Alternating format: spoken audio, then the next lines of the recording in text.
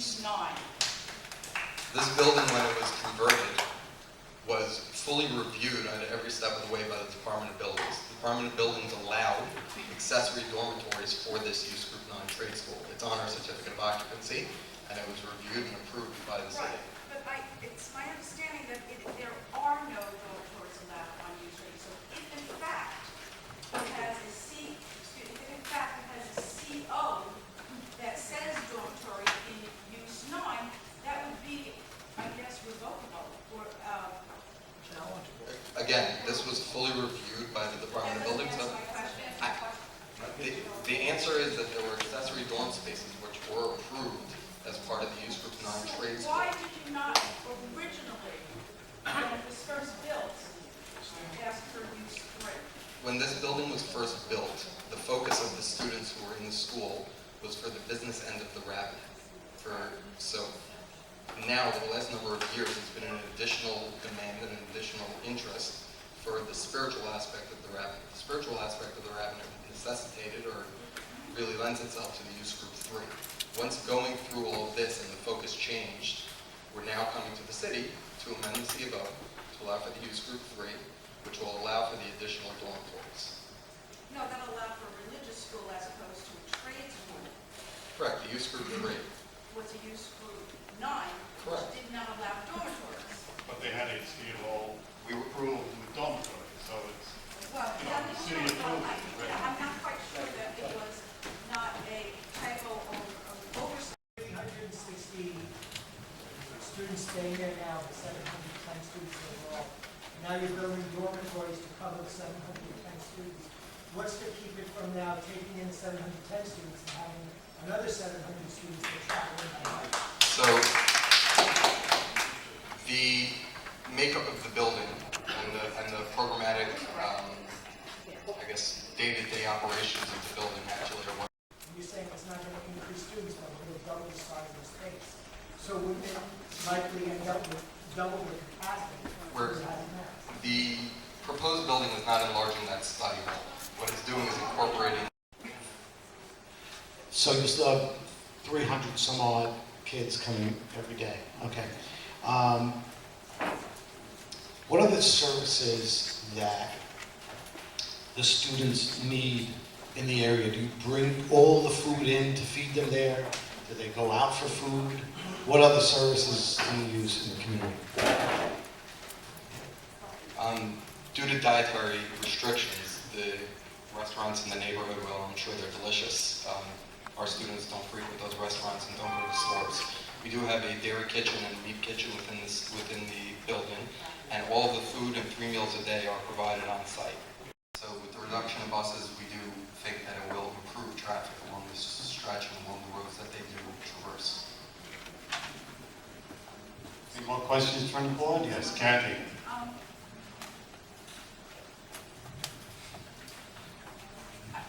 I need to just address a couple of things with you.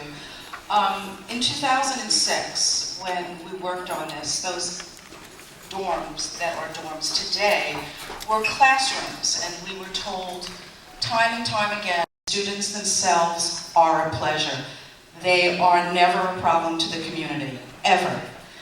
Now, the dormitory situation, it's still the same as it was in 2006. It is, we have a faulting infrastructure in Glendale, as the chair will tell you. We're doing sewers regularly, we're doing roads regularly, we're trying to get caught up. And I just feel, as I did in 2006, that the impact on this is going to be terrible for the community. Now, you're saying that the buses are going to be less frequent. So, with regard to 2006, I can't discuss it because I was in law school, so I was there. Again, I appreciate your comment with regard to the students. We do pride ourselves on having students that, you know, I appreciate that. The question regarding the number of students on a day-to-day, we're not going to have increased buses because, as I mentioned, the school building and the classroom space cannot accommodate more students than we currently have. The school operation and day-to-day operation, it follows a guideline that every yeshiva, including the yeshivas I went to, follow. They come in the morning, they sit with their syllabus, and then they go to their classrooms. So unless we were planning, and which we're not, to increase the size of that study hall, we wouldn't be able to increase the number of students. So yes, this dorm space is only used during the week. It's used Sunday to Friday. So Sunday morning there may be some additional buses. Sunday morning there may be additional commute. But for the remainder of the week, that commute will be reduced. The number of buses will be reduced. So we do anticipate that it will benefit the community. With regard to the hardship of traveling back and forth, off our chests. We're supposed to feel better after this, right? This is supposed to be our right to petition the government for a redress of our grievances. The only problem is there's never any redress. So after the hearing, the unelected, unaccountable powers that be at the BSA and their ivory towers, where they continue to look down upon us and do whatever the heck they want, regardless of what is said here this evening, and I beg you to prove me wrong. Our electeds are all on board, imagine that. Have you been watching and listening to Trump? Campaign money buys influence, and it's a whole lot easier to talk to the Yeshiva for a check than beg everybody here for 20 bucks a head. That's just how it works. Okay, so going back, there was a lot of work involved in downzoning our community. We all worked very hard on that. There were originally dormitories in the original plan that got struck down. And Kathy Massey worked with them and resolved a lot of those issues. And to be honest, over the last 5 years, I haven't heard a whole lot of complaints about what goes on in there. The people who live on 77th Avenue obviously have kind of a bird's eye view on it, and they may have some complaints that haven't come up in public, but for the most part, you know, the most recent complaint they heard was honking horns at 10 o'clock at night, and that was mostly because the driver was having a chat with someone else in the facility and the students wanted to get home. So the students don't really leave the property. Seems like they're, you know, kind of sequestered in there as their syllabus says. So overall, you know, we could have a worse neighborhood there.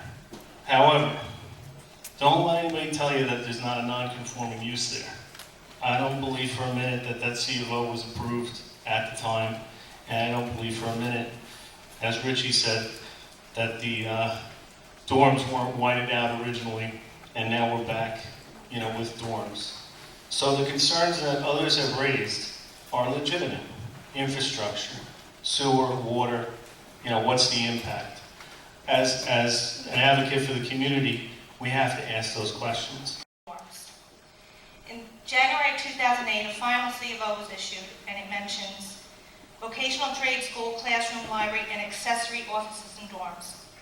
So I looked at the zoning regulations, and I discovered the following, which people have been already saying. Sleeping accommodations are not allowed in the M11 zone. I also looked at the zoning regulations where Department of Buildings or the BSA can give a special permit. And again, in that section, it says, according to the zoning resolution, schools are allowed in an M11 zone by special permit by the Board of Standards and Appeals only provided they have no living or sleeping accommodations. Further support that the C of O is incorrect. Down, not obeying the traffic lights, and it's actually scary. I know everyone says that it's quiet. I've been on my block when students have come down my block on Durant Avenue, and I've been saying things and coming through. So bottom line, I just don't know why we were deceived, why we were lied to in 2006, and why we should expect anything different now when we were lied to originally about what was going on. So again, we don't have the infrastructure for this. We don't really, it's not that type where we can have that. And if someone keeps talking about cutting the sidewalks, which I don't fully understand, is that to have more traffic, less traffic? I'm not really sure what's going on with that. But bottom line, I don't want to keep repeating what has been said from everyone else tonight. My main question is, why were we lied to and deceived in 2006? Why do we think that anything is going to be different now? And if I live maybe 2 blocks away, where does the board live? And bottom line is, if we were just up here, and it's a sham, and we're just saying it to get off our chest and nothing's going to happen, then shame on everybody.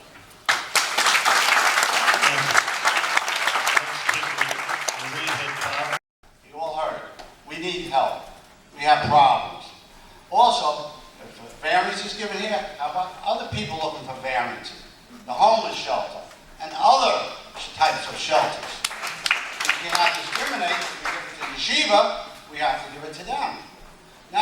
next question is, where are the elected officials here tonight? Where are they?